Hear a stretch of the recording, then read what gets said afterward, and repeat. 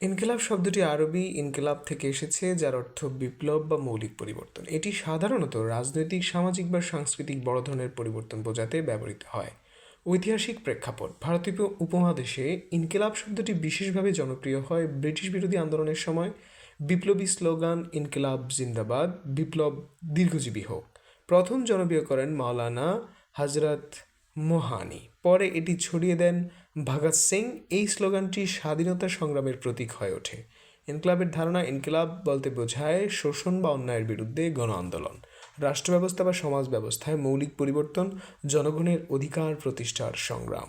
বিশ্ব ইতিহাসে ইনকিলাবের উদাহরণ: ফ্রেঞ্চ রেভলিউশন, রাজতন্ত্রের পতন ও প্রজাতন্ত্র প্রতিষ্ঠা; রাশিয়ান রেভলিউশন, জার শাসনের অবসান ও সমাজতান্ত্রিক রাষ্ট্র প্রতিষ্ঠা।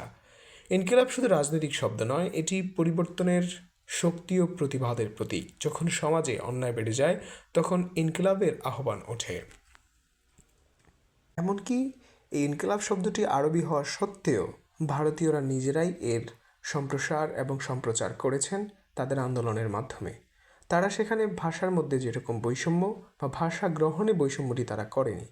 সেই হিসাবে আমাদের আরও কবি কাজী নজরুল ইসলাম, তিনি তৎকালীন ব্রিটিশ ভারতের অধিভুক্ত হওয়া সত্ত্বেও বা ব্রিটিশ ভারতের নাগরিক হওয়া সত্ত্বেও তিনি ভাষার যে উদারতা দেখিয়েছেন ভাষা ব্যবহারের ক্ষেত্রে, তার কবিতায় বা তার রচনায় সবচেয়ে বেশি বিদেশি ভাষা লক্ষ্য করা যায়।